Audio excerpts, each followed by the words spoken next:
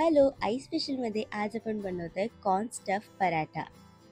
सगळ्यात आधी आपल्याला लागणार आहे बॉइल्ड कॉर्न्स. आता ह्या कॉर्न्सला मिक्सरमधून काढून घ्यायचं आहे. फक्त मी 1 ते 2 वेळा त्याला फिरवणार आहे. आपल्याला जास्त पेस्ट नाही करायची आहे ह्याची.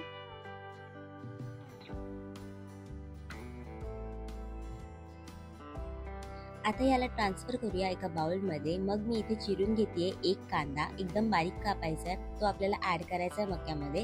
त्यानंतर ऑरिगॅनो, चिली फ्लेक्स, थोडंसं चवीपुरतं मीठ आणि त्यानंतर मी ऍड करते चीज. तुम्ही यात पनीर सुद्धा घालू शकता, ऑप्शनल आहे. आता ह्या सगळ्याला व्यवस्थित मिक्स करायचं आहे.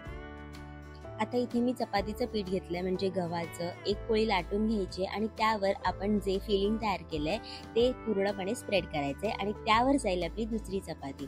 आता याला थोडंसं वरतून लाटायचंय आणि जे आपले एजेस आहेत ते मी आता फोकने सील करते. आता या पराठ्याला दोन्ही बाजूने शेकून घ्यायचे, जसं आपण चपाती शेकवतो, फक्त तेलाच्या ऐवजी इथे बटर वापरायचं. आणि आपला कॉर्न स्टफ पराठा रेडी आहे. रेसिपी नक्की ट्राय करा आणि चॅनलला सबस्क्राईब करायला विसरू नका. Okay, bye.